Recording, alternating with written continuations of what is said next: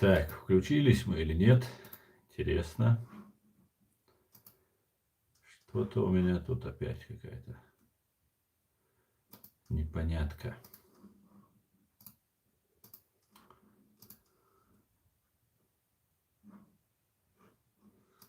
Вроде включились, все, работаем. Мы в эфире. Витаю вас, друзья. Сегодня 8 июня 2025 года, 16 часов 3 минуты по Берлину, 17 часов 3 минуты по городу Джохару. Друзья, я вас всех сердечно приветствую. Наш стрим сегодня идет на YouTube-канале, только лишь на канале Reality HRCI. Сегодняшний свой стрим я назвал «Гамбург и Мюнхен. Ножевые нападения психов или операция ФСБ».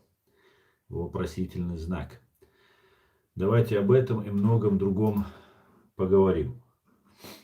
Но перед тем...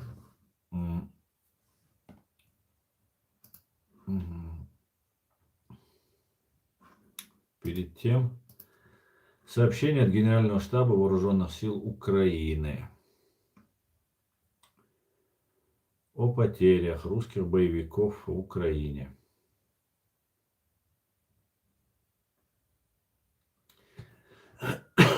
За прошедшие сутки ликвидировано и ранено 1120 русских боевиков, 7 танков, 11 боевых бронированных машин, 42 артиллерийские системы, 2 антиаэркрафт системы, 1 летак, то есть самолет, 158 БПЛА сбито, 7 крылатых ракет сбито, 146 автомобильной техники и цистерн уничтожено, 3 спецтехники также уничтожено. С чем я вас всех поздравляю, друзья. А далее, возвращаясь к названию своего сегодняшнего стрима. Как известно, пару недель назад было совершено нападение в городе Гамбурге на вокзале, на нашем главном вокзале, центральном Хабанхоф. Сумасшедшая женщина, которая находилась в психиатрической лечебнице за попытку убийства ребенка, была выпущена буквально через месяц, по-моему, или даже меньше, как она там оказалась. Сразу ее выпустили, и она оказалась на вокзале и начала кромсать людей ножом. Женщина психически нездоровая, ее задержали, она хиленькая, нездоровая такая. Ее задержали, и вроде бы 18 человек или 16 человек получили ранения. Вчера очередная безумица с ножом напала на прохожих в центре Мюнхена. Женщина, 30 лет, гражданка Болгарии, проживающая неподалеку, ранила ножом несколько прохожих на Терезинвизе, где обычно проходит Октоберфест. В субботу около 8 часов вечера полиция застрелила нападавшую из табельного оружия на месте преступления. Мотивы нападавшей пока не сообщаются. По данным Bild, женщина страдала психическим расстройством. Официальной информации о состоянии ее жертв пока тоже нет. Но сообщают, что ранен мужчина 56 лет и молодая дама около 30 лет. Также 23 мая, то есть 2 недели назад, чуть более 2 недель назад, на центральном вокзале Гамбурга 39-летняя женщина с ножом напала на людей, ранила 18 человек. 4 из них получили опасные для жизни ранения, еще несколько тяжелые травмы. Она была психически тяжело больна и накануне атаки выпущена из клиники без всяческого надзора. С учетом той работы, которую я веду, и той агрессивной атаки, которая производится на меня, на все мое окружение, которого у меня уже не осталось, А, я могу сказать, что я не верю в совпадение, я не верю в случайности. Здесь на территории Германии концентрируется российская агентура, чеченоговорящая агентура, об этом я много уже говорил. И давно предупреждал, что Россия — это ее последние методы, это террор. Террор — это истинное лицо России, это они умеют делать, они всегда это делают. И сейчас, когда Германия взяла курс на вооружение, на полную конфронтацию, уже открытую конфронтацию с фашистской, террористической Россией, после поездки Мерца полета Мерца в Соединенные Штаты, уже нет никаких сомнений, что Германия выбрала курс на то, чтобы вооружаться и готовиться к войне.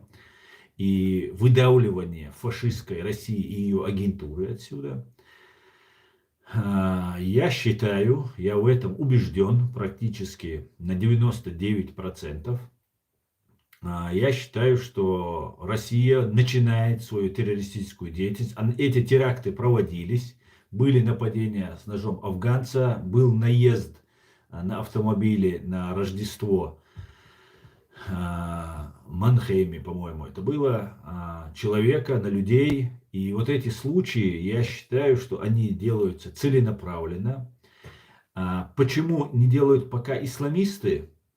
Я думал над этим, почему пока исламисты не делают, эти исламисты тоже сумасшедшие. Вот кто вот делает, вот сейчас эта женщина с Болгарии, до этого в Гамбурге была немка. Эти люди, они просто не мусульмане, поэтому их переключить и назвать их там исламистами очень сложно. Если бы эти женщины оказались бы мусульманками, то говорили бы про теракт, про исламский след и так далее, не учитывая психическое состояние этих людей. Я убежден, на 100% я убежден, что Россия использует особые методы для того, чтобы люди совершали террористические акты. И на 99%, как я уже сказал, я убежден, что сейчас вот эти операции начинаются и будут только эскалироваться. Об этом мои зрители знают, я об этом уже много предупреждаю, давно предупреждаю.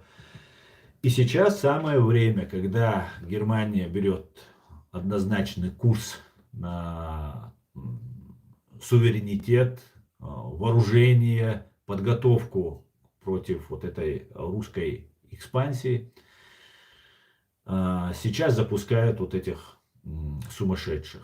Как вы слышали, вот то, что я прочитал, выпустили вот в Гамбурге, которая совершила буквально, она только месяц не прошло, она пыталась убить ребенка ножом, попала в психушку, оттуда ее выпускают. Сейчас вот женщина там. Почему не исламисты? Ну, во-первых, я полагаю, что нам это еще придется услышать, увидеть. Во-вторых, вот эти все исламисты с немецкой педантичностью, с немецкой строгостью, я думаю, находятся под тотальным контролем немецких спецслужб. Вот эти все более-менее похожие на вот этих товарищей, потому что их постоянно нужно вербовать, и постоянно промывать мозги нужно. Нельзя этого легко внушаемого, психически нездорового человека, ну, чаще всего неграмотных людей, его нельзя оставлять одного. Постоянно он должен находиться вот в этом информационном давлении, и всегда, чтобы он находился под контролем. Ему промывать мозги должны. И, видимо, немцы держат под контролем. Но есть и другой момент, не самый лучший, чем то, что немцы все контролируют. А наоборот, немцы не все контролируют. И вот эти нападения с ножом сумасшедших женщин, это отвлекающий маневр. Пока сейчас будут сосредотачиваться на психбольных, на женщинах и так далее, готовится какой-нибудь такой крупный, широкий, такой резонансный террористический акт с большими жертвами, например, это может быть. Это может быть на каком-нибудь празднике, как это было, например, в Соединенных Штатах Америки, когда в Бостоне на марафоне, на известном самом таком национальном празднике, так сказать, марафоне был совершен террористический акт. Возможно, нападения могут произойти на евреев, на израильское посольство, на синагогу, на какую-нибудь школу, чтобы это было самое кровавое такое, самое вот отвратительное. Вот я, конечно, надеюсь, что этого не произойдет, очень на это надеюсь, поэтому это и говорю, но боюсь, что могут, я вижу разные сигналы, меня пытаются как-то пристегнуть, мои бывшие родственники, какие-то непонятные там действия происходят, какие-то непонятные люди начинают вот вокруг да около, вот это все происходит, поэтому я сам, конечно же, компетентные лица посвящены, но все равно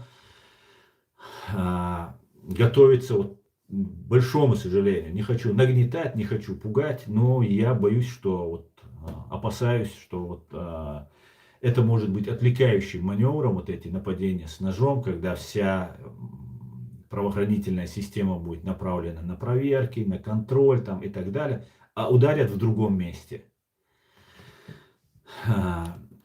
Вот такие вот печальные у меня сегодня новости вам, друзья.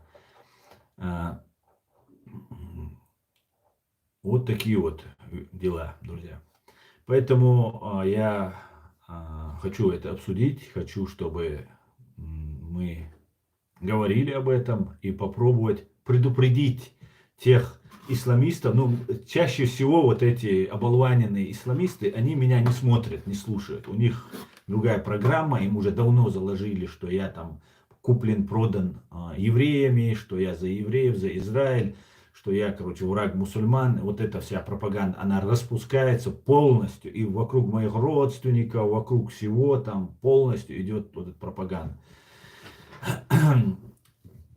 Поэтому, может быть, они меня не услышат, но я могу сказать им, если кто-то из них все-таки услышит меня, что вы просто слуги сатаны, слуги ФСБ. Это все методы ФСБ. Именно когда сейчас Германия становится в четкую, однозначную позицию против фашистской России, поддерживает Украину, усиливает свою безопасность, сейчас на территории Германии это совершить какой-нибудь акт, это на руку только лишь России и русским. И вы все собаки ФСБ, вы все марионетки ФСБ. Никакие не герои, вы позор просто. Там, у мусульман, у нас, ну не знаю насколько там, у мусульман, у чеченцев распространяется такая тема, что главное намерение, что вот у тебя намерения какие-то хорошие там и так далее. Так вот, этих намерений быть в принципе не может. Хороших намерений быть не может, нанося вред невинным людям. На территории, которая приютила 50 тысяч чеченцев. 50 тысяч чеченцев здесь живут у себя, как у себя дома. Исповедуют религию, как хотят. Никто им не запрещает. Бегут оттуда, говорят, что их преследуют, и здесь исповедуют религию, как хотят. И религия здесь на самом деле независима и свободна. И защищена Конституцией, 4 статьей Конституции, 4 статьей Grundgesetz, основного закона Германии. И никакие герои не будете, никакого рая вам, как своих ушей, не будет видно. Это если на всякий случай меня услышат. Наверное, нужно почаще это говорить, чтобы это дошло хоть до кого-то. Хотя те люди, которые уже готовятся на какую-нибудь там самоубийственную акцию российскими спецслужбами, они изолированы, наверное, от моих каналов, от меня и так далее. Но есть вещи, которые все-таки нужно проговаривать. Я надеюсь,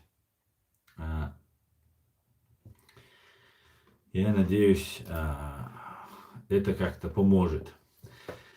Так, вечный зо маш мог шваху аслан хульш долтивай, хуль долтивай дунена аслан дейл уахцах цавала хосанатори дейл алш цабах матиш бо бухоя. Цабас хосаннак бас. Мокши маши хоуах вечный зо, дерес хуль. Что будет одному Богу только известно, вечный зов, что будет. Но сегодня то, что вот происходит нападение в Германии, уже они неоднократно уже происходили, они, на мой взгляд, не случайны. На мой взгляд, не случайны. И знаете, нужно принимать очень серьезные меры. Очень серьезные меры. Полностью уже как бы меры уже обсуждаются. Говорят о том, что русский дом закроется в Берлине. Там всех оставшихся вот этих послов. Ну и низовых вот эту шушеру, стукачей, которые, кстати говоря, только и делают, что на меня стучат. Стоит мне пропасть с радаров, там еще как-то что-то, сразу же у них паника начинается, они меня вызванивают через родственников, всю вот эту завербованную с собой вот эту всю родственную мафию, они начинают запускать, короче, меня искать. Когда я провожу стримы, они немножко успокаиваются, видят, что я на одном и том же фоне и так далее. И, к большому сожалению, нужно вот эту всю агентуру, которая в огромном количестве собралась. Я не знаю, как это решить немецким властям, немецким правоохранителям, потому что здесь просто жестко соблюдается закон, есть абсолютно независимые суды, но есть и спецслужбы. И если лица представляют угрозу национальной безопасности, то, конечно, можно предпринимать какие-то шаги. Я верю, что немцы, они разберутся, профессионалы. Не хотелось бы пропускать ударов, которые, кровавых ударов, которые могут быть. И это, конечно же, не ограничится только террористическим актом. Террористический акт, который был совершен в Мюнхене, например, или террористический акт российскими спецслужбами, на 99% я в этом уверен. И в Гамбурге то, что было, и в Мюнхене то, что было. Я считаю, что там 2 человека, да, получили ранения в Мюнхене, 18 в Гамбурге. Вроде бы, ничего такого там супер масштабного гибели большого количества людей не произошло. Но это все сейчас идет накопительная такая система. И потом главное это освещение, информационное освещение. Всегда перед тем, как подготовить вот этих своих террористов, там, исламистов, каратистов, еще кого-то, сперва вот это все им преподносится, все им как-то, они все читают, им, зомбирование идет вот этой молодежи, которая потом совершит вот эти сейчас действия. Не дай бог, конечно, очень надеюсь, что этого не произойдет. И потом, главное ведь не сам террористический акт, а последствия, которые потом информационно это все освещается. Например, теракт в Бостоне, который произошел на марафоне, он сопровождался очень мощной информационной составляющей. И потом уже, когда все это становится в тренде, все подхватывают эту информацию просто. И уже как это снежный ком, который с горы скатывается, он увеличивается, увеличивается. И это русские умеют делать. И то, что произошло в Бостоне, стало национальной трагедией. Такой же национальной трагедии, скорее всего, они готовят здесь в Германии. И это же потом будет использовано разными АФД, там, разными другими партиями, которые, может быть, и не в курсе, что там Путин, это ФСБ, Патрушев это готовит. Но я считаю, что за этим, конечно же, стоит Патрушев, за этим стоит Дмитрий Кечкин, главарь банды УФСБ по Чеченской Республике, и еще некоторые товарищи, которых пока фамилии я называть не буду публично, которые вот стоят вот за этой всей системой по раскачиванию. И это может привести к масштабным политическим изменениям. Там люди просто скажут, уже много людей устали от этой ситуации, войны в Украине, и такой разброд и шатание идет в обществе. И это может быть способствовать вот большим политическим изменениям в Германии, когда к власти могут прийти нацисты. Просто откровенные нацисты просто могут прийти к власти и скажут, все, нам надоели вот эти теракты, эти мусульмане, и начнут гонения, как раньше на евреев делали гонения. Это что же не случайно все происходило тогда, когда евреев тут убивали, расстреливали, сжигали и так далее. И это все было таким отвлекающим маневром. Вот враги, вот все, евреев нужно убивать, И вот точно так же можно переключить все внимание на мусульман. Вот мусульмане враги, они это совершают и так далее, и так далее, и так далее. И к этому готовиться. И если меня увидят вот эти разные оболваненные товарищи, которым не знаю, что им льют в уши, чтобы не видеть, не слышать, что сейчас вот происходит откровенно. Если бы они смотрели бы нас, может быть, тогда бы они задумались бы. Вот эти вещи могут очень сильно усилиться. И сегодня я об этом говорю, через какое-то время, если это произойдет, это будет подтверждением моих опасений, и это будет доказательством того. Если этого не произойдет, пускай я окажусь неправ, или же они отложат свои планы, хотя отложить уже запущен такой большой, на мой взгляд, механизм против Германии, что практически невозможно. Можно смягчить эти удары, где-то предотвратить теракты, еще что-то сделать. Чтобы полностью это остановить, наверное, уже этого не будет. Слишком много людей задействовано, слишком очень большая работа ведется. Друзья, задавайте вопросы, я постараюсь на них отвечать. Давайте об этом и многом другом поговорим. Валейк салам, Авидин.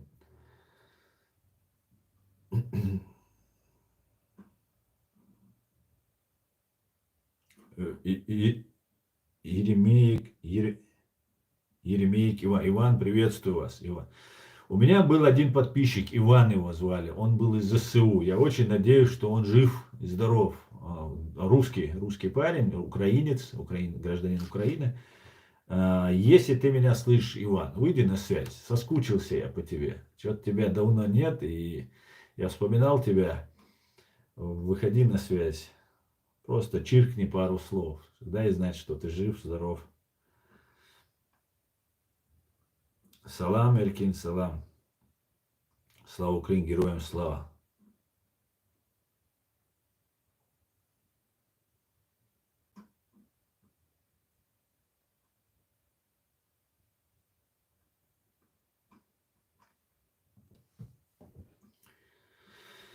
Так.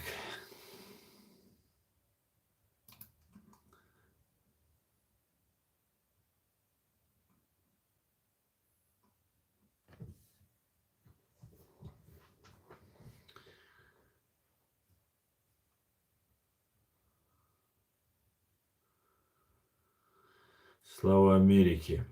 Героям слава. God bless America.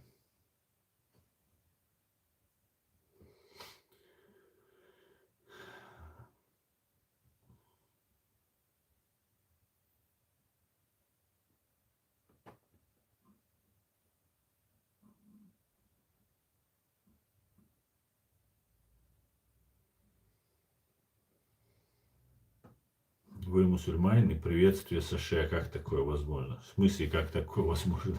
За мной за спиной висит флаг. Ты видишь, у меня на кепке флаг. Ты что так удивляешься? Ты, наверное, первый раз к нам зашел, да? Александр, здравствуйте. Валерий, приветствую вас. Машу, алейкум ассалам. Отец Илона Маска в Москве что потерял? Да, хороший вопрос, Иркин. Очень хороший вопрос.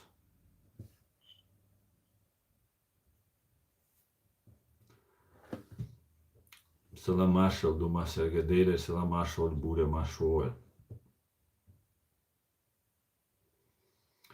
Вітаю, Максим, і вас вітаю.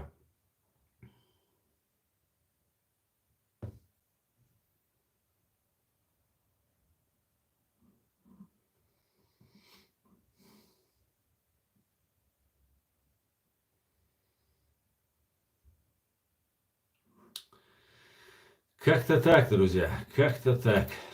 Так, давайте еще я вам новостей расскажу.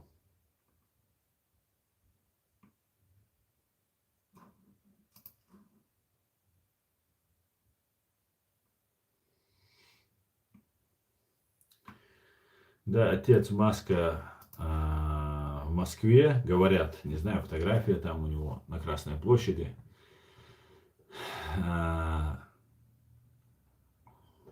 не знаю,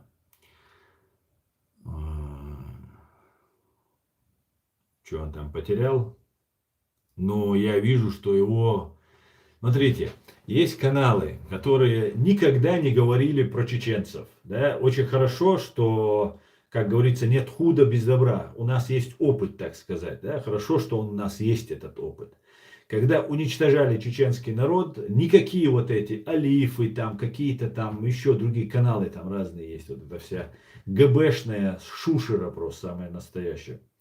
И они никогда не говорили про проблемы чеченцев. Когда уничтожали китайцы уйгуров в Китае, и только за религию, только лишь, ни землю, ничего там другого нет, да, как, например, в Израиле арабы и евреи за право существования, евреи за право вообще существования, арабы за право, чтобы их не было, не существовали, они борются. Там религии нет, религию они прикрываются, там это друзья русских, друзья Путина, Советского Союза, коммунистов. И никто не говорил, когда убивали уйгуров, их там именно из-за религии, потому что они не так молятся, китайцы, как коммунисты, там отрицают вот эту там религию, ну и вот репрессии идут, никто ничего не говорит об этом. А здесь как бы начинают раскручивать вот эту тему. И поэтому понятно, что мы, имея опыт, знаем, как, например, сейчас распространяется информация, как, например, что наступает конец света, что там какой-то там, ну, конец света наступает, должен там даджал, ну, антихрист прийти там, ну и так далее, и так далее, и так далее. И знаете, молодые этих вещей не знают, а я очень хорошо помню, когда в Сирии вот эта война начиналась, я как раз сюда приехал, это был, по-моему, 2015 год, и ну, пропаганда мощная шла. И я тоже запутался в этой пропаганде, честно признаюсь, я не мог разобраться, где правда, где ложь. Я понимал, что Асад это русский дружочек, путинский там КГБшный дружочек, и он плохой человек. Но я не знал, кто против него. Сперва вначале была сирийская оппозиция демократическая. Ее поддерживали там, Европа поддерживала, Америка поддерживала. И вроде бы Асад уже вот-вот должен был быть свергнут. Ну, произошел бостонский теракт, потом произошли там формирование ИГИЛ, там, ну и вот вся вот эта каша началась.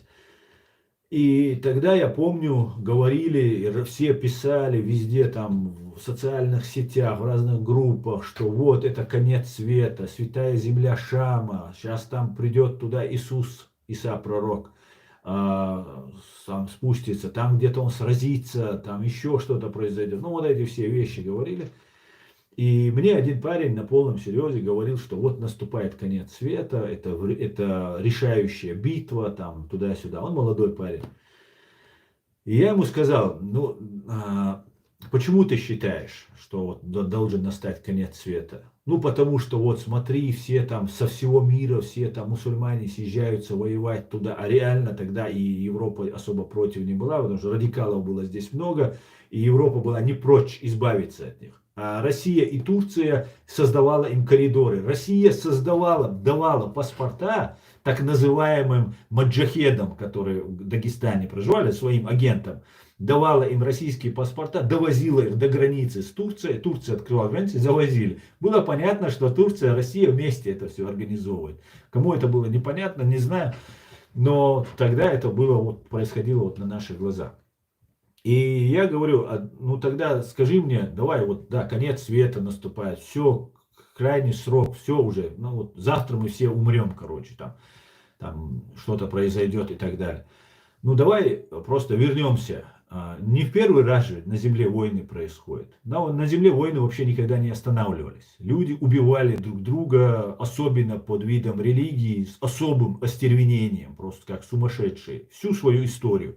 И крестовые походы были, и разные джихады были, и еще что угодно только, и буддисты, и все, кому только не лень, убивали ради Бога людей. И детей, и женщин. Вот всю историю вот так люди себя ведут. Я говорю, ну давай просто вернемся ко Второй мировой войне. Вторая мировая война унесла больше всего жизней. Там, по некоторым оценкам, до 100 миллионов человек погибших там. да, у погибших, раненых. Давай дождемся, пока 100 миллионов человек погибнет, и вот тогда сядем и подумаем, и скажем, вот да, это конец света наступает. Но до тех пор утверждать только лишь из-за того, что нам в интернете какие-то КГБшники рассказывают, что наступает конец света, Махди какой-то спустится, потом Иисус придет, потом еще что-то, там голубая мечеть какая-то там где-то будет, там какое-то сражение будет и так далее. Я говорю, извини меня, я в эти сказки не верю, что вот сейчас это должно произойти. Давай подождем пока 100 миллионов человек. Вот война будет такого масштаба, что погибнет 100 миллионов. И вот тогда, может быть, я соглашусь с твоей аргументацией. Но сегодня, когда этого не произошло, а ведь тогда тоже конец света в 45-м, 44-м, 43-м не наступил. Да, погибшим он наступил конец света. Но для мира, для цивилизации, для человечества этого не наступило. И он задумался. И да, ты прав, говорит, да, давай подождем, подождем. Но никакого этого всего не случилось. Все оказалось пропагандой, все оказалось сделано для того, чтобы российские спецслужбы, и там еще, может быть, турецкие спецслужбы, и еще кто-то играли в свои геополитические игры. Это игры, друзья, игры. Не будьте инструментами, не будьте глупыми, необразованными. Поймите, если вы не читали книг, то, может быть, вас могут обмануть. Просто задумайтесь. Задумайтесь, что, может быть, вы чего-то не знаете в этой жизни. Понимаете? Поэтому нужно очень-очень аккуратно подходить к этой всей информационной вот этому вбросу, который нам закидывается. Очень нужно взвешенно, трезво подходить ко всему этому. Это очень важно. Будьте осторожны, будьте внимательны. Самая главная сегодня задача для ФСБ и для России – это победить Украину. И всем, кто помогает Украине. Здесь нет никакой религии, здесь нет никаких там других вопросов, кроме как победы России, фашистской России над Украиной. Вот они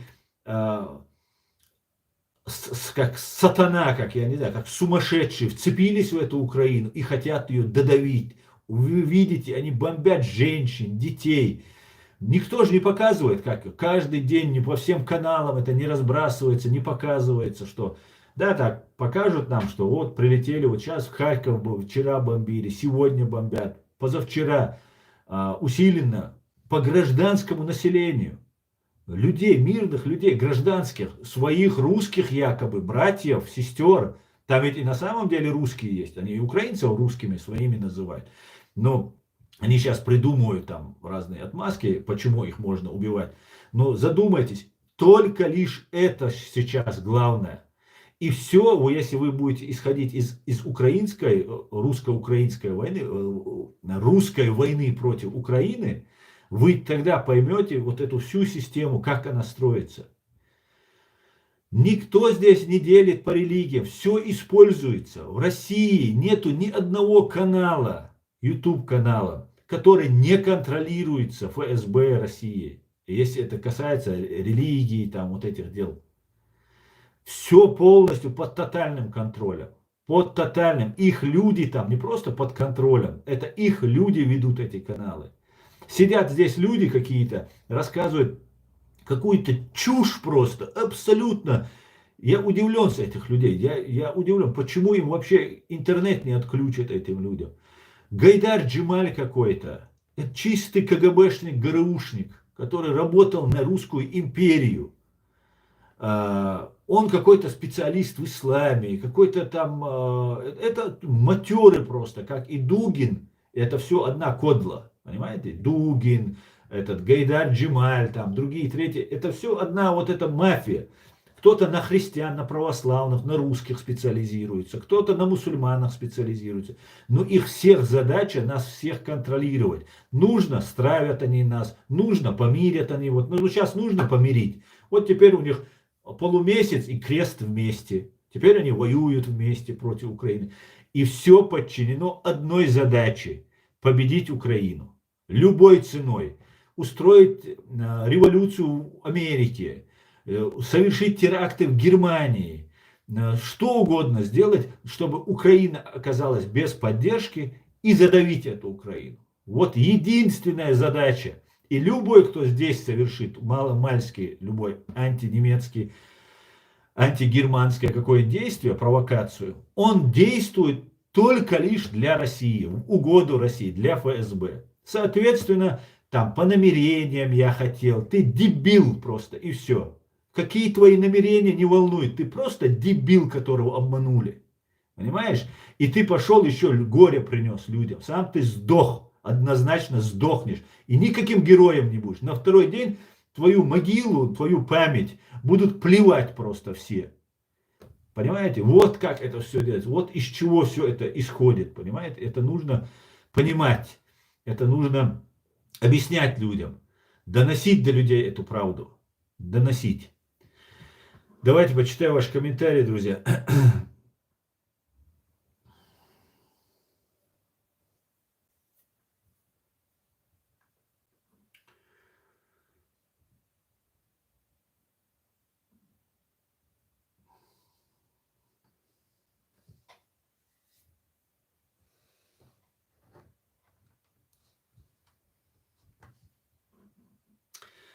Приветствую, чеченец, тебя тоже приветствую.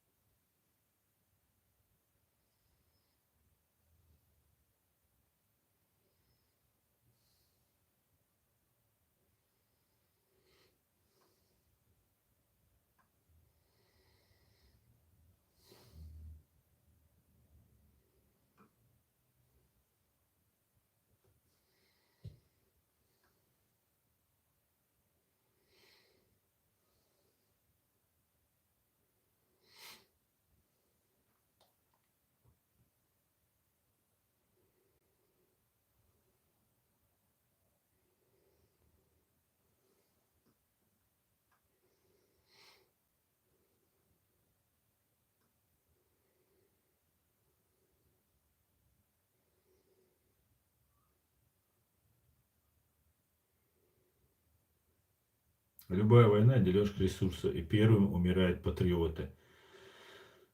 Да, совершенно верно. Сейчас Россия цепилась мертвой хваткой в Украину. Помните, Джохар Дудаев сказал, под видом вот славянизма, славянства будут проталкивать вот это славянство, братство. И Украина встанет, просто он знал украинцев хорошо, знал русских, и сказал, на непримиримых сойдутся. И да, сейчас пытаются всячески сделать так, чтобы Россия добилась своего, вот какой-то вот этой маниакальной, своей, фанатичной своей вот этой животной ненавистью навалились на Украину и пытаются ее задавить. И из этого нам нужно исходить. Самое главное это, понимаете? И в Украине есть агентура ГБшная. Да, вот мы видим, Арестович сидел там, нам долго по ушам ездил. Фейгин сейчас на него якобы ругается, ну как бы типа он остался при своих и так далее. Но на самом-то деле кажется, ну вот они говорят, работают, ну они какую-то пользу приносят, там еще что-то там против Украины ничего не говорят, они же против России говорят там. Часто Арестович начал открыто говорить, там, что он больше Путина уважает, чем доверяет, чем Зеленскому. Но на самом деле дело ведь не в том, что они хвалят Украину и ругают Россию. Не в этом дело. Дело в том, что они таким образом создают целую сеть и потом уже свой нарратив проталкивают аккуратненько. Вот в чем опасность. Не в том, что нашей душе приятно, потому что они там матом оскорбляют россиян, русских там, и вот и кому-то от этого приятно. Нет, это не в этом дело. Дело в том, что потом они, завоевав аудиторию, начинают манипулировать тонко, грамотно, с хорошими, давно уже обкатанными технологиями все это проводится. Поэтому это очень важно. Важно, чтобы вычистить всю вот эту агентуру с экранов, всех запретить просто-напросто. Черт твоей матери.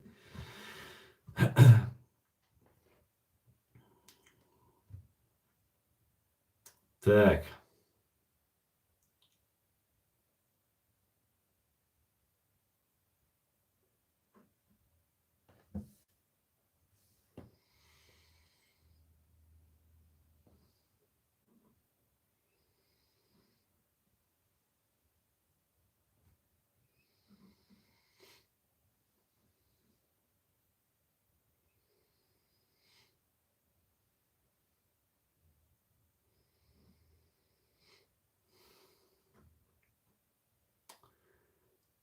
Так.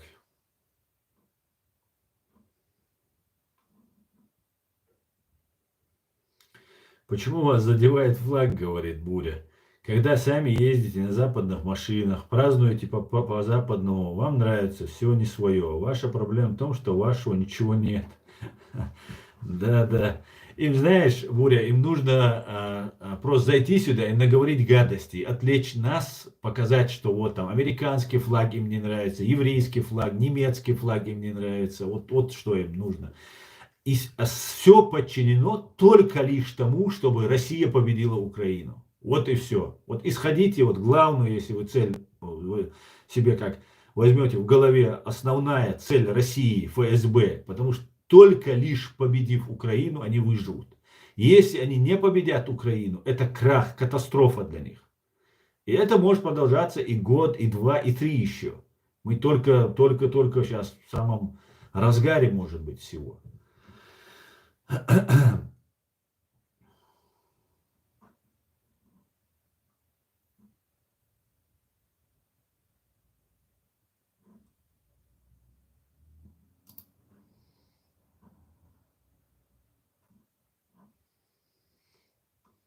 Так, куда делся?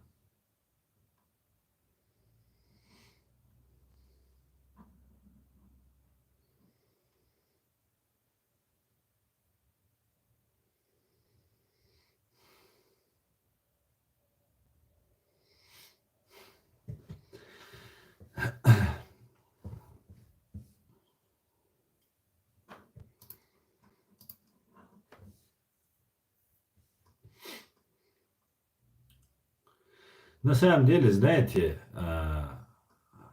мы сами довели эту ситуацию до такого состояния. Сами, понимаете, сами, своими руками, своей головой, своими языками мы довели ситуацию, не называя вещи своими именами, не говоря прямо, что ФСБ, террористическая организация, вместе с ними боролись там в Афганистане. Представьте себе, 20 лет триллионы долларов туда вложили.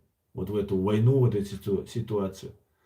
Понимаете? А ФСБ, ГРУ платила 100 тысяч долларов талибам или каким-то там бандитам, чтобы за одного убитого американца. Просто хотя бы одного убить, показать. Там просто невероятно, сколько зла принесла Россия именно Соединенным Штатам Америки. В Великобритании, в центре Лондона, отравление радиоактивным полонием. Представьте себе. Задумайтесь. Убийство людей, огромное количество, угроза гибели людей. Вот так ведется эта деятельность. И это все может повториться здесь, в Германии. В любой момент, в любую секунду. Понимаете? И я думаю, что, знаете, когда готовили они 7 октября 23 года вот эту геноцидальную атаку на Израиль, было понятно уже, за какое-то время, за полгода, может быть, уже было понятно. Сейчас тоже понятно, здесь в Германии сосредотачивается вся российская агентура. Они вроде бы антипутинцы, они там антикадыровцы, там еще, это я только про чеченоговорящих и рядом с ними ошивающихся говорю. А сколько здесь русских, российских вот этих всех, вот этих, которых я не вижу практически. Представьте себе. И они все концентрируются здесь. Это не просто так. Это абсолютно не просто так. И все идет к тому, что вот сейчас ножевые атаки, другие, третьи, все идет по нарастающей. Это просто невероятно, невероятно. Сами, вот как сказал Джохар Дудаев, если вы сегодня называете Чечня внутреннее дело России, то настанет время, когда Европа станет внутренним делом России. А на это время уже настало. Я говорю про Германию, ну здесь границы открыты. Во Франции, везде они есть. Везде вся ГРУшная, вся эта шобла здесь входит. И очень легко их вычислять, на самом деле, ну по крайней мере чеченоговорящих легко. Если они поддерживают режим Кадырова, Мудырова, какие-то религиозные темы, там говорят, никакой Ичкерии не признают и так далее, ну они всегда связаны вот с этими какими-то специмамами, спецмуллами. Ну, можно быстренько вычислить. Все помните, здесь был один стукачок, который говорил, вот я 5 минут поговорю, 2 минуты поговорю, и я уже знаю, что он ваххабит, там, радикал и так далее. Вот здесь также можно 5 минут поговорить и вычислить, кто это такие. Вычисляется. Мы все знаем, как вчера Аят сказал, мы все знаем. А нам, чеченцам, нужно быть готовым. Всем, кто находится в Европе, правильно вчера Аят сказал, я полностью поддерживаю. Мы должны эти страны защищать, дорогие мои чеченцы. Мы эти страны, мы обязаны этим странам. И все, кто проживает в Германии, готовьтесь. Готовьтесь к тому, чтобы защищать эту Германию. Будьте готовы ко всему, всегда. Это может наступить очень такие серьезные моменты. У кого нет гражданства, попробуйте получить поскорее гражданство. Потому что здесь, если начнется вот эта политическая тряска, то могут многие пострадать. Вылететь могут просто пулей, не разбираясь, просто массово начнут отсюда выкидывать. Пошли вы все к чертовой матери, будут нам говорить и выкидывать. Потому что разбираться у немцев времени не будет.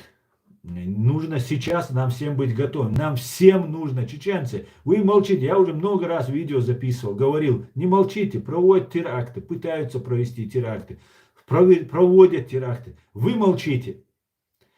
И вы как будто думаете, что это обойдет стороной, это не коснется. Нет, коснется. Записывайте видео, молодежь, на немецком языке, обращайтесь, говорите. Мы просто не надо никому угрожать не нужно, никому там пугать не нужно. Просто я чеченец, я поддерживаю Германию. Все чеченцы должны поддерживать, соблюдать закон Германии, поддерживать Германию. Это же можно сказать. Либо, если вы сами не хотите говорить, приходите под мое видео, пишите комментарий, показывайте немцам, на немецком пишите, на русском пишите. Говорите, мы поддерживаем все, что говорит Аслан, мы поддерживаем Германию, в которой проживаем.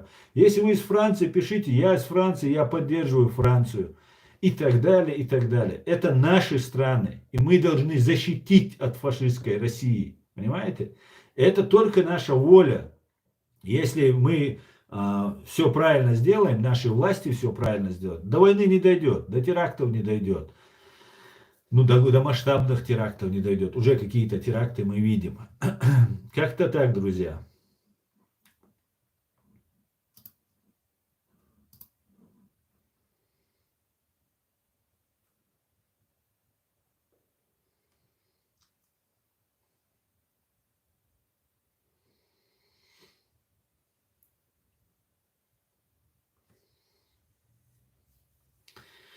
Хасан, я согласен, тоже виноват в том, что так случилось. Виноваты мои соседи, когда молчали, когда полномасштабная война в Ичкерии, и все это их обойдет мимо. Но теперь страдает весь Кавказ. Да, Буря, совершенно верно.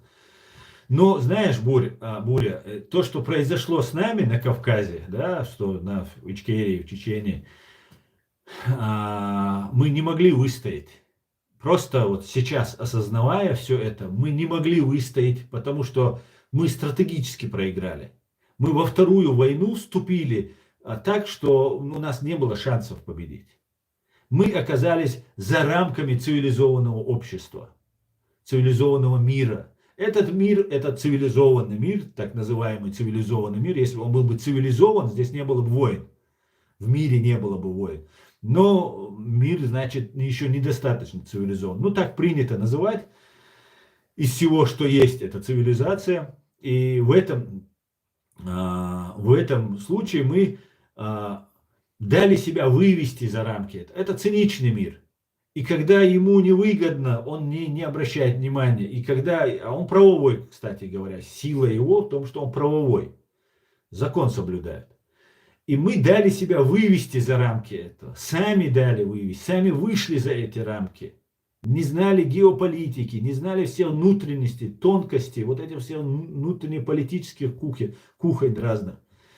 Обижались, недовольны были, и нас убивали. Например, я веду канал, и я получаю колоссальное давление. Это не передать даже, как они пытаются на меня воздействовать. У них ничего не получится. Пока я жив, я буду это говорить, я буду их разоблачать. Но, к большому сожалению, я не бессмертен, да, и все может случиться. Поэтому эта ситуация, она накручивается. И мы не могли просто справиться с такой армадой просто, которая на нас навалилась. Это было очень тяжело, конечно же. Но у нас сейчас есть все шансы. Все шансы есть. Слава богу, Германия очень сильное государство, очень мощное государство. Да, здесь есть пятая колонна, но их не так много. Агенты КГБ есть еще со времен Штази. Они на хороших постах. У них разные там психологи есть, у них разные там коррумпированные люди есть, наверное. Но по большей части немцы очень сильные патриоты своей страны. Немцы очень законопослушные. И в этом смысле они как бы не продаются. Да, здесь коррупция минимальная просто. Ну, я вообще не встречал ее, но говорят, что есть. И я не могу сказать, что ее нет, потому что ее, наверное, только в раю не будет, этой коррупции. Потому что коррупционеры эти, они есть везде, наверное. Но я никогда не встречал никакой коррупции, ничего такого, я даже в голове не укладывается, что это может быть. Хотя, наверное, есть. Поэтому эти вещи, есть все возможности, что мы победим. Даже если они проведут какие-то теракты, даже если они что-то сделают, они не справятся с Германией. Германия очень сильная. Немцы очень сильные люди. Да, они очень мирные сейчас стали, но это, как мы знаем, меняется вот на раз-два. Чуть-чуть стресса, чуть-чуть потрясений, обучить там учебка 3 месяца, и все, это уже другой человек. Он уже и вооружен, и мотивирован, и готов что угодно делать. Поэтому посмотрим. Когда Германия воевала во Второй мировой войне против Советского Союза, Британии, Соединенных Штатов, многих других стран, она фактически в одиночку все это вела. Да, были некоторые там помогали, итальянцы помогали, там другие, третьи помогали. Но по большей части эта Германия была локомотивом и тянула. А теперь у Германии это Евросоюз, здесь много уже союзников. Раньше Польша и Германия враги были, а теперь союзники. Поляки очень мощные воины, очень мощное государство польское, историческое такое, с корнями глубокими. Британия на стороне, мы все же заодно получаемся, понимаете? Нас победить нельзя только по нашей глупости, только по дезориентации, только по вот этим терактам, стравливанию. Только так нас можно разрубить, разделить, атомизировать, и тогда нас можно будет победить. А так нас победить невозможно. Вся сила у нас. Вся сила здесь, в Германии, в Британии, в Соединенных Штатах Америки, во Франции. Франция сильнейшее государство, постоянный член Совета Безопасности, атомная держава. Поэтому победить невозможно. Но попробовать навести такой мощный, вот начал говорить 7 октября, когда было понятно, что что-то будет. Но это превзошло мои ожидания. Я не ожидал, что такого масштаба они попробуют. На раз-два загасили вот эту всю волну, которую хотели поднять. И мы, мусульмане, не были дураками. Понимаете, мы не после Сирии, чеченцы уже поняли, что нам вот не нужно. Немецкие власти, другие быстро предприняли шаги. Все быстренько успокоилось. И мы поэтому должны объяснять, здесь нет войны между религиями, войны между цивилизациями. Это обман большой. Нам хотят навязать этот обман. Арабы, воюя против евреев, хотят сказать, что мусульмане воюют против евреев. Неправда это. Неправда. Арабы воюют. Причем арабы, большая часть, на прокат сдала этих арабов Палестины русским и иранцам. И уже 70 лет они их использовали как таран против Израиля, соответственно, против Запада. Но мусульмане не поддержали эту войну. Мы все это видели. Не было такого. Сейчас, когда идет такая уже зачистка, идет там какие-то жесткие действия Израиль предпринимает, все нам пытаются это ужас преподнести. Как будто этого ужаса не было в Ичкерии, и почему-то все вот эти YouTube-каналы российские, все исламские, муджахидские, все почему-то молчали, в том числе и палестинцы молчали. Наоборот, русских поддерживали. И сейчас мы должны разъяснять молодежи нашей, мы, мусульмане, должны говорить об этом. Мы должны объяснить, друзья, дорогие, Это никакая не религиозная война, это война Российской империи против Украины. И все этому подчинено. Российская империя открыла свое лицо всему миру. Мы, чеченцы, увидели это лицо в 1994 году. Это рыло, это мурло фашистское, убийц. Мы это увидели, они по-настоящему себя показали. После грузинам они показали, потом сирийцам они показали себя. Сейчас украинцам они открыли это лицо. Но когда открыли уже украинцам, украинцы дали отпор, Запад очухался, понял, ага, теперь уже поздно отступать. Маленькая Ичкерия, маленькая Грузия, там, Сирия где-то на Ближнем Востоке. А тут Европа, это уже все здесь, под нами, уже под нашим боком. И теперь уже увидели это лицо. Все видели, раньше видели, кому нужно, спецслужбы видели, там, политики, кто хорошо разбирается, кто такая Россия, что такое Россия. Они знали прекрасно. А теперь уже как бы массе народ начал понимать. И вот поэтому они не победят нас никогда. Невозможно нас победить. Нас можно разъединить, там, стравить друг другом. Это в этом, кстати говоря, русские профессионалы, русские спецслужбы. Это нужно им признать. Стравить, обмануть, там, обгадить что-то там святое, самое святое просто взять и наплевать на это. Это чисто их тема. Это чисто их тема. Но мы должны быть к этому готовы. Здесь есть много специалистов. И в Британии есть специалисты, и во Франции есть, и в Германии есть, которые это все прекрасно понимают. И мы в этом тоже вот сидим, рассказываем это, разъясняем. Многие вещи для некоторых непонятны. Будем разъяснять. Будем разъяснять.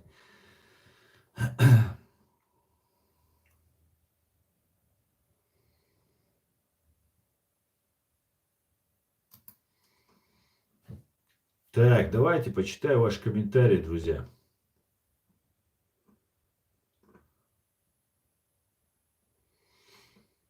Ой, сколько тут работы для модераторов, я смотрю, удаляет.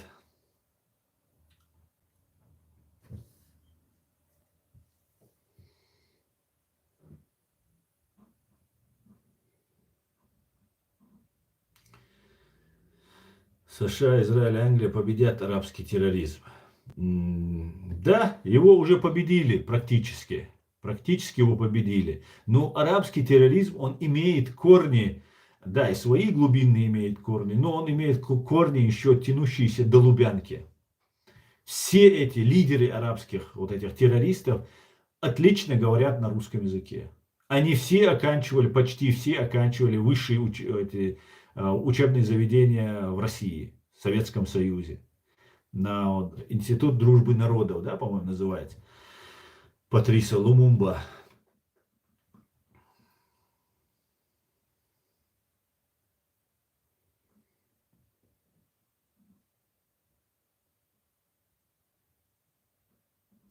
В Германии много врагов, так называемые русские немцы. Не все, но есть некоторое число. Да, Сибиряк, есть такое. Есть. Но я заметил одну тенденцию. Многие русские либо просто замолчали, понимая, что они уже не понимают, вот я имею в виду проживающие здесь в Германии, либо же приняли уже нашу сторону. То есть они поняли, что ничего хорошего ФСБ, КГБ не несет им. Хотя вначале они там, вот, там мы, там, туда-сюда, наша Россия, там, георгиевские ленточки и так далее. Может, кто-то просто, чтобы проблем не создавать себе, там, для своих семей. Но в основном, мне кажется, начали люди понимать. Потому что, ну, зачем нам вот эта вся вот эта бесовщина ГБшная нам здесь не нужна. Не нужна.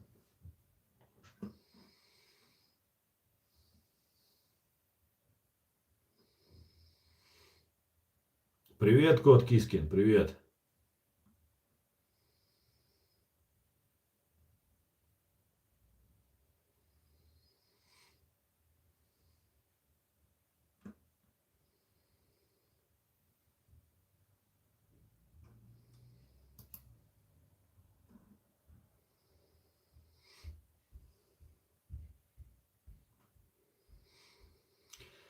Ичкерия будет свободна, Сибирь будет свободна, Московия будет гореть, говорит Сибиряк. Дай Бог, сибиряк, чтобы Ичкерия и Сибирь стали свободными. Кацап воюет за царя, как в прошлые века. Деньги и так их учили родина типа. А на самом деле делают бомжами, чтобы воевали за бабки царя. Да, абсолютно, Палмер, абсолютно так. Голову учителям нехорошо отрезать, говорит Юрий Гладков. Я полностью, Юрий Гладков, с вами согласен. Но дело в том, что вот это убийство Самуэля Пати во Франции произошло по прямому воздействию на этого Анзора, Абдаллаха Анзорова и его семью, его отца. Потому что вот точно так же была накрутка полностью, там что-то карикатуры на пророка, там вот эту всю пропаганду Кадыровы, Мудыровы, все ваши российские вот эти спецагенты начали вдалбливать. И я еще думал, для чего это так сильно они раскручивают. Я просто не ожидал, что этот случай произойдет. Этот террористический акт убийства этого учителя. Потом его отца забрали, перевезли к себе туда, там в честь него улицу назвали. Представьте себе, это ваши российские спецслужбы сделали. И Франция это знает. Понимаешь? Франция это знает.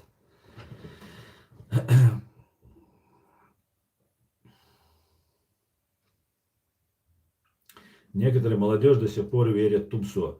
Тумсо Абдурахманов является агентом российских спецслужб. Он представляет такую же угрозу для терактов. Да, он прямо не будет говорить. Но все это потом будет представляться, и он одна из мозаик вот этой всей системы, которая здесь есть. Поэтому вот эти люди должны быть либо изолированы от общества, либо должны быть депортированы в свою родную русню.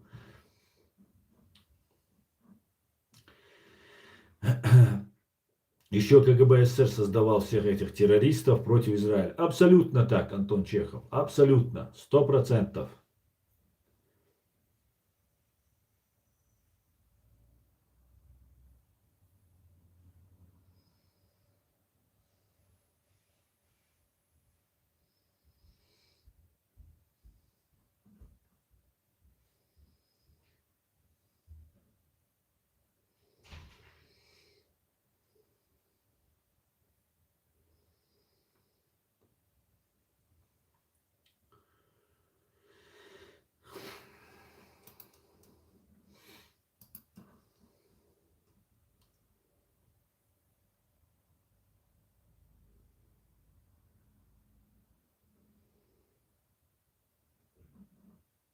Так.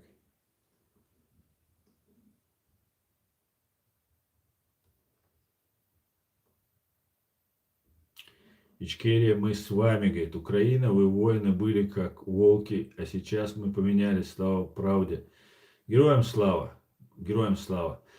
Мы физически, Палмер, выдохлись, понимаешь? Все наши пассионарии, мы физически просто закончились. Все, кто воюет, наши воины, у нас обязательного призыва не было. Весь народ помогал им, конечно, но воевало 3-4 тысячи человек. Первую русско-чеченскую, во вторую, конечно, было побольше. И знаешь, вот это деление по религии, которое мы просто были окутаны вот этой пропагандой и просто нас вот так разбили. Вот что сейчас в Германии они хотят сделать, вот то же самое сделали, только мы маленькое государство, малочисленный народ, и мы просто подверглись тотальному просто вот этому влиянию. И не знали, как защититься. Сейчас хотя бы мы немножко представляем, не немножко, у нас всей нашей жизни опыт. Вон есть наш президиум правительства, который очень хорошо все действия российских спецслужб знает. Я имею определенное представление по этому поводу. Поэтому мы вот пытаемся объяснять людям, рассказывать. Нас смотрят и немцы, которые понимают, о чем мы говорим. И я очень надеюсь, что мы сможем предупредить всех. А так, да, вы сегодня номер один, украинцы. Вы лучшие. Вам равных нет сегодня. В этом спору нет. Думайте, друзья, говорит, буря это ваш мир и ваша земля. Сколько могут умирать люди за чужие идеи, когда наши деды и бабушки свою жизнь отдавали за наше будущее, а воры сидят в Кремле и награждают друг друга. Да, Асланбек, Аслан, как ты думаешь, почему Юльке Навальной и ее Кодле дают трибуну для выступления в Европарламенте. Я думаю, Аснабек, что они ведут свою игру, и у них есть свои кураторы, которые здесь, в Европе, помогают. Потом, знаешь, есть определенные правила, и когда, например, Европа хочет найти каких-то русских, с которыми можно взаимодействовать. Это чистая политика, это прагматичная политика. И они надеются, а других как бы нет, раскрученных, таких с такими вот возможностями. Нужно признать, что у Навальной там была целая сеть, большие там информационные вот эти обслуживания, много оболваненные вот этой пропагандой навальновской были люди. И они пытаются найти людей, с кем можно взаимодействовать, с кем можно иметь какие-то дела. И если ты обратил внимание, она там говорит, конечно, мы, конечно же, как бы у нас нету полного контакта, и вот сегодня мы что-то тут обсуждаем, ну, хотелось бы, что мы дальше будем сотрудничать там и так далее. Им не хватает этого сотрудничества, их выслушивают и делают анализ, проверку проходят там определенную. Знаете, я сейчас некоторые свои взгляды очень сильно начал пересматривать в отношении Европы, Америки. Здесь, знаете, мне так казалось, что Европа, Америка все знает, все контролирует, там, она все там вот так, одним щелчком. Не все так оказывается, на мой взгляд. Но я понимаю, что они пытаются сделать это так, чтобы их странам было от этого польза. И они настоящие патриоты. И не продались России. Да, маленький, малочисленный чеченский народ для них большой роли не играет. Это прискорбно, большому сожалению. Но сейчас ситуация поменялась. Сейчас ситуация поменялась. И я думаю, то, что вот их пригласили, дали им трибуну, в принципе, там можно было организоваться и другим, но это ничего не значит. Пока это ничего не значит. И знаете, у Навального, у Яшина, у Карамурзы, у них нет поддержки народа. У них нет поддержки народа. Есть в России люди, русские, за которым пойдет народ. Пока об этом говорить мы не будем, но они есть, эти люди. А все вот это, то, что мы видим, это так, попытка перехватить инициативу. Как-то так.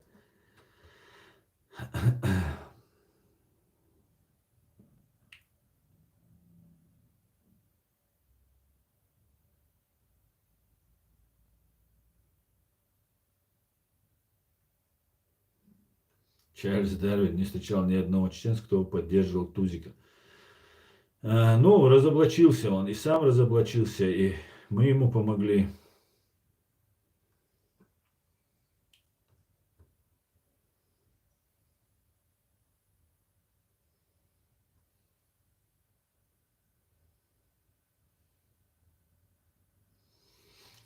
Андрей Башкирев говорит, ну прям вас послушать, прям все вам Россия испортила. Но хорошо, что ты Россия с одной «С» написал. Сразу понятно, что ты россиянин, который безграмотный. Да? Ну а так, по большому счету, ну если бы вы нас не убили бы, более 250 тысяч наших граждан, понимаешь, более 250 тысяч, среди которых 42 тысячи детей. Я бы жил бы у себя в городе Грозном, работал бы себя юристом, адвокатом, может быть, следователем где-нибудь, всегда мечтал с детства. И никаких вопросов у меня к России не было бы. Понимаешь, летал бы в Москву там по делам отдыхать или еще чего-то. Русские приезжали бы к нашим Грозные, и мы жили бы себе припеваючи, и все было бы отлично. Но вот вы совершили такое вот страшное преступление. Не в первый раз, кстати говоря. И не только против нас, кстати говоря.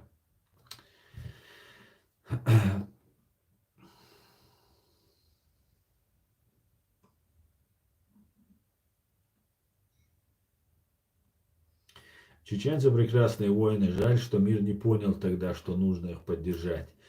Очень жаль, Антон, очень-очень жаль.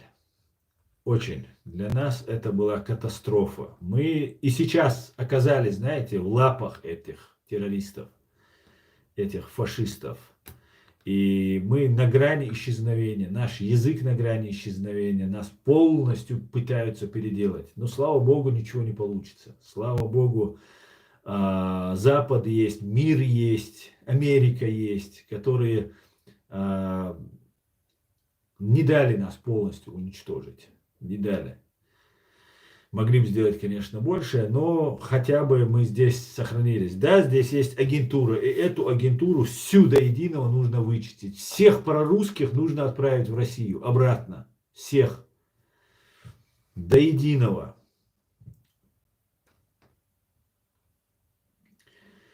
И пока все, что знаю о исламе и христианстве, совпадает. Но в области существования никто никому ничего не навязывает. Каждый стремится в рай сам лично, других туда не должен тащить. Абсолютно кот Кискин. Религия это вообще сугубо личное дело каждого. Каждый это ему ложиться в его могилу, ему отвечать перед Богом, если он верит в этого Бога. Верит он или не верит, это сугубо его личное дело. Какое дело вообще? В Конституции закреплено все, вера свободна, и она неприкосновенна. Человеческая традиция, культура, вера. Все, человек не должен лезть со своим этим, что моя религия круче, моя религия лучше, моя такая, моя сякая. Бред собачий. Под видом религии больше всего люди, самые ожесточенные воины, самое большое количество людей убивали. Идеологии, ну, Вторая мировая война все переплюнула, но до этого все время воевали, вот пока церкви управляли, тогда всегда воевали вот под видом, за Бога воевали. Вот к чему пришли. Это мы уже доросли до уровня человечества, когда все, мы понимаем, что можно вот этой религией использовать людей, чтобы натравливать их друг на друга. Вот пример 7 октября, когда эти террористы напали. Они же напали не для того, чтобы... Они же не сказали, мы нападаем на Израиль и собираемся убить безоружных женщин, детей, для того, чтобы отвлечь внимание мира, всего мира от Украины, что вот всемирный джихад там и так далее. Они сказали наводнение Алякса, мечеть. Вот сразу религиозную составляющую, что всех мусульман туда привлечь. Вот это классический пример использования религии. Слава Богу, у них ничего не получилось. Именно привлечь, убить людей получилось, к сожалению. А вот привлечь не получилось. Не получилось.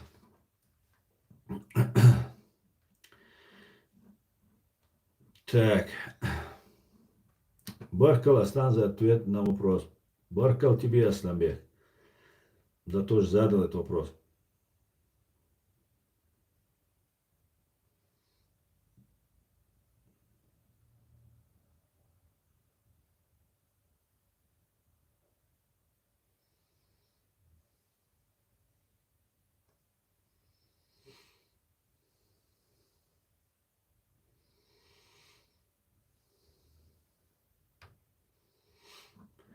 Европа, Америка всегда патриоты своих стран. Если надо будут выгодно извлекать из всех ситуаций, это правильно, так сказать, смотря из стран, где все идет в интересах России, а не народа страны.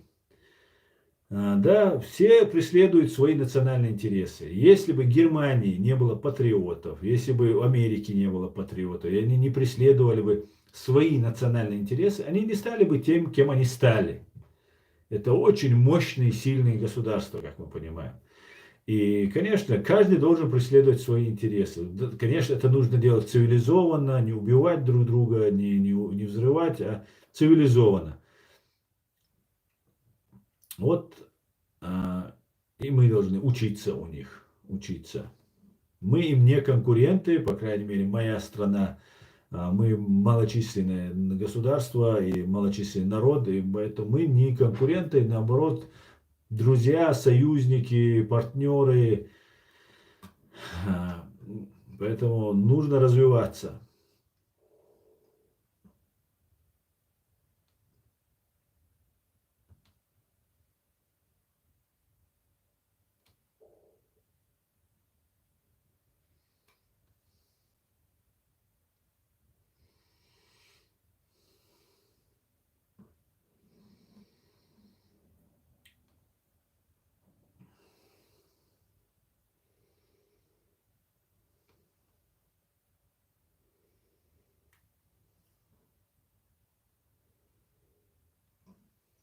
Астан, демократическая партия не признает ни Идига, ни тебя, ни президента. Что они из себя возомнили?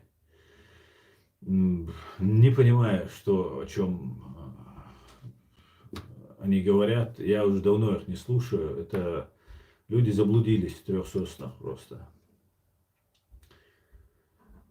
Так, так. Не мне. Эти люди готовы погибнуть за холодильник и стиральную машину, защищая режим Путина.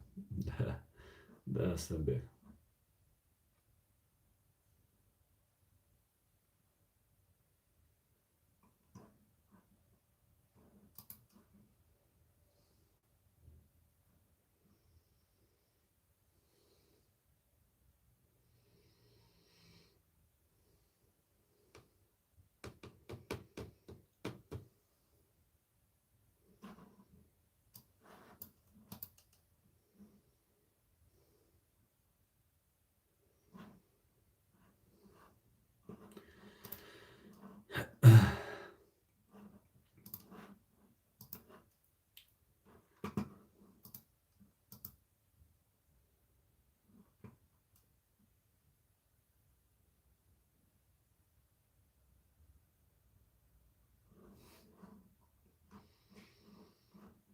Да.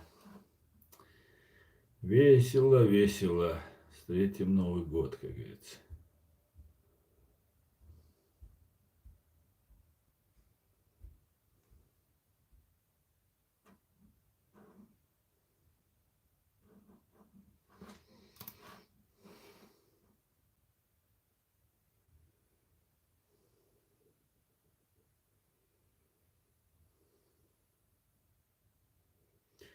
Россияне только с приходом войны стали жить лучше, а до этого все время жили как рабы. Как известно, обо мне вы терять, я не готов умирать. Россия это как империя, ну и как империя, это самая большая империя, и они развиваются только когда воюют. Когда они не воюют, не ведут захватнические войны, когда вот эта агрессия, убийство, кровь у них не происходит над другими народами, у них начинает происходить это все внутри. И они начинают себя пожирать. Это такая раковая опухоль на теле человека, на теле земли. И им обязательно, они всегда воюют. Всегда. Они никогда не останавливались. Никогда не останавливались. Они продолжают. Вот Афганистан, до Афганистана, после Афганистана.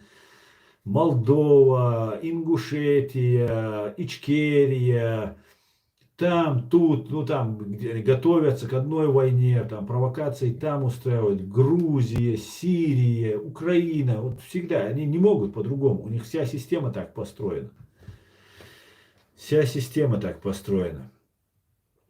Это вот такое вот государство. По-другому они не могут.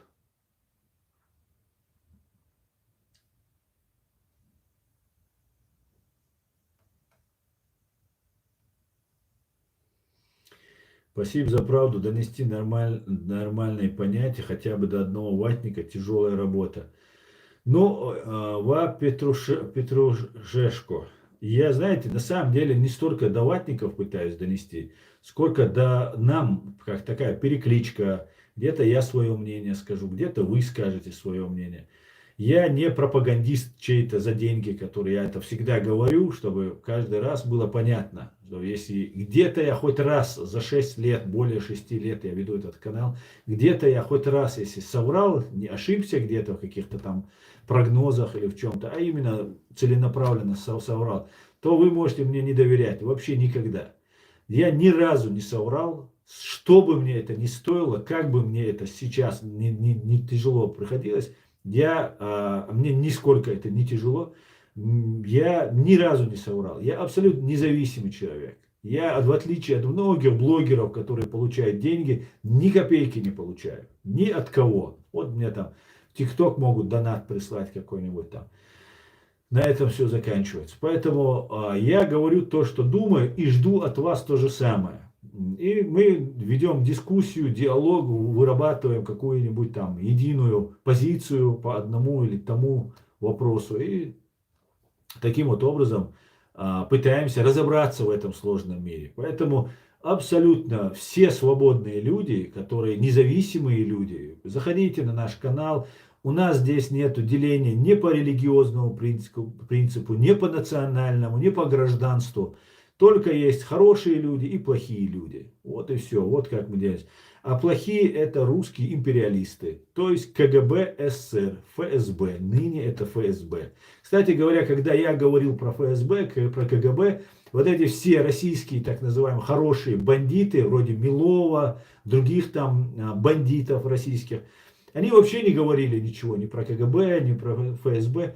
А теперь и про Патрушева, и про КГБ, и про ФСБ начинают говорить. Ну, у меня закрадывается сомнение их искренности, во-первых, а во-вторых, это делается, наверное, для того, чтобы перехватить инициативу. Более грамотно, чем мы это сказать, более громко это так донести до людей. И вот пытаются перехватить. Как в начале вот этого своего стрима я поставил видео, где Ельцин распускает вот эту митинг, вот этот весь митинг, который собрался. Говорит, мы же не пойдем, все, я всех призываю разойтись, все, идите по домам, там, типа на Лубянку не идем.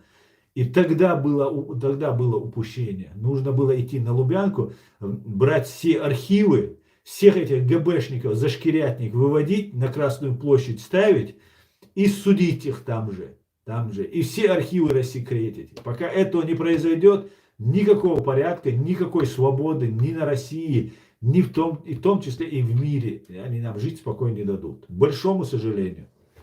И Украина это должна сделать, и Германия это должна сделать. Все КГБшники Штази должны быть здесь рассекречены. Хотя они рассекречивали, но кто сейчас с ними связан, их всех нужно вывести на чистую воду. И рассекретить все архивы. Нужен суд над коммунизмом, как над фашизмом. Асланбек, только нету никакого коммунизма. Нету. Это есть русизм, но это никакой не коммунизм. Они не верили сами в эту идеологию. Они людей тогда в 17 году, в 20-х годах обманули этой идеологией. А они сами в это не верили. И то, что они не верят, в 91 году они продемонстрировали, распустив Советский Союз. Нужен суд над КГБ СССР. Не только над КГБ РСФСР или ФСБ. Нужен суд над КГБ СССР по всему миру. Германия, Восточная Германия застала часть. Да, здесь судили немножко там, но вся агентура осталась. Где вся большие суды? Тысячи людей было. А они сейчас усилились, уже потомственно, они уже как верят, что они какие-то бога избранные или сатаной избранные товарищи и так далее. То же самое касается Украины. Украине тоже нужно проводить люстрацию и рассекречивать все эти архивы. Хотя я к Малюку после последних событий относиться стал намного лучше, но все равно сейчас система, Малюк всего лишь один, глава СБУ, но система, она должна быть, да, они сейчас работают против там России, там кто-то там уже медали имеет, особенно они, наверное, первые медали себе и получают. Но это вот такая вот зараза такая, как плесень. Она закрашивается, она мимикрирует и потом снова вылазит. Вот такая вот змея, гаденыши.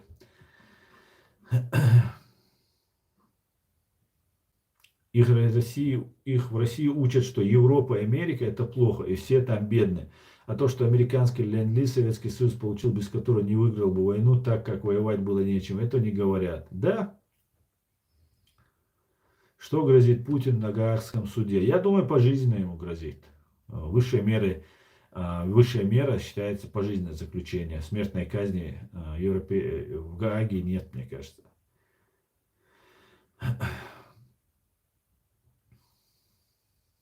Ассаламу алейкум, свободный. Ва алейкум салам, уважаемый татарин.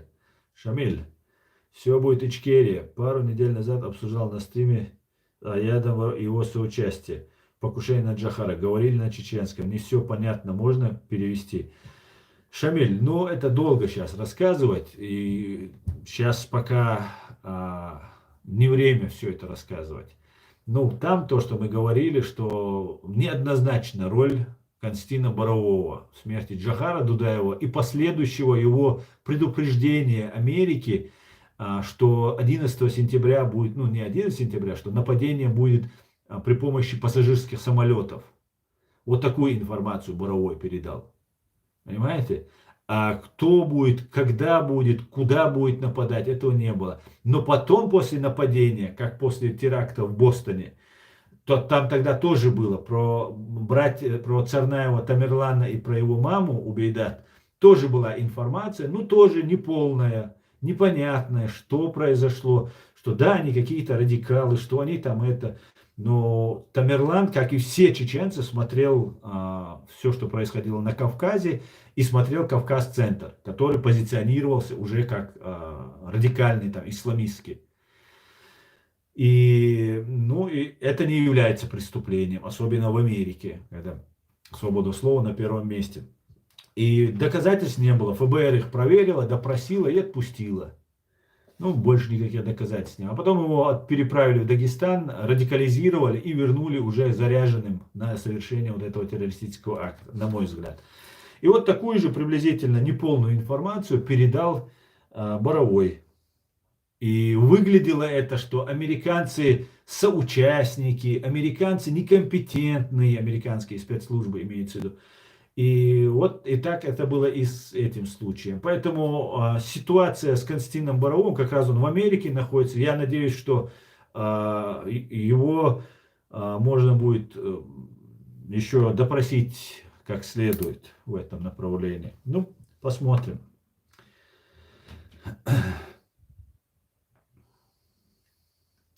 Пока рано еще другие детали говорить.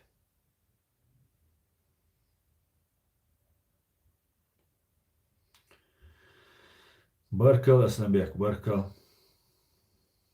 Валейк салам, позитрон.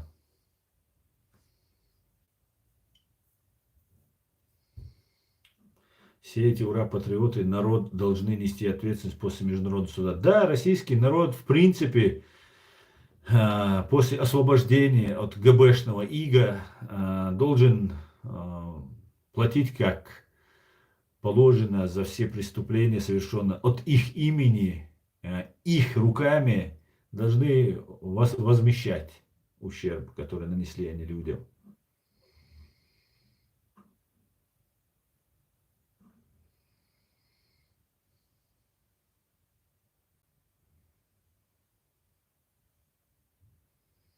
Нужна люстрация. Да, позитрон, нужна люстрация. До ватников не дойдет никогда. Это как в перестройку после. Про Сталина начали открывать правду и так далее. Потом быстренько все остановили, но правда уже хоть немного всплыла. И Сталин герой у них опять. Да, совершенно верно. Но опять же, знаете, Сталин это только верхушка айсберга. Ведь за Сталиным стояла его мощная вот эта организация КГБ, НКВД. Да, конечно, Сталин был диктатором, у него было очень много полномочий, ну как сейчас у Путина, но все равно он один ничего не мог бы сделать. Это система целая, самая сатанистская система, которая только есть на Земле. Это КГБ СССР. Здравствуйте, говорит, вы во многом не правы. Россия защищает свою страну и свой народ. Да, Лорд Уорлд. Да, совершенно верно. Она защищает, только почему-то она всегда защищает на чужой территории. И почему-то она всегда против слабее себя она защищает. Почему-то вот эти слабые в военном плане, в экономическом плане народы постоянно пытаются напасть на ядерную державу, на очень мощную страну. Как, например, чеченцы на вас нападали, грузины на вас нападали, сейчас украинцы на вас нападали. Но войны всегда ведутся почему-то на их территории. А они заведомо слабее вас на вас нападают. Как такое возможно? Это просто вам 3 случая еще. Или в Афганистане вы, наверное, защищали тоже от афганцев, да, и так далее. Знаете, самый главный козырь ваш – это бесстыдство. Бесстыдство. Что угодно вы мелите.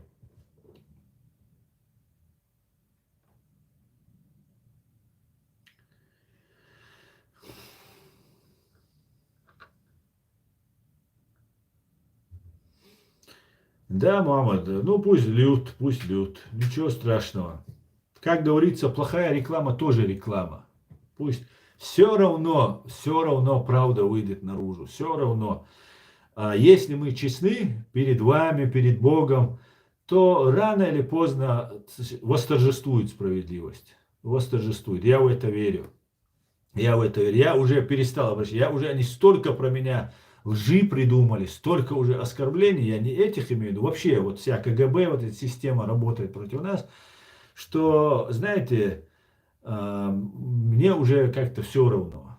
Абсолютно. Пусть что угодно делают, что угодно говорят, они готовятся.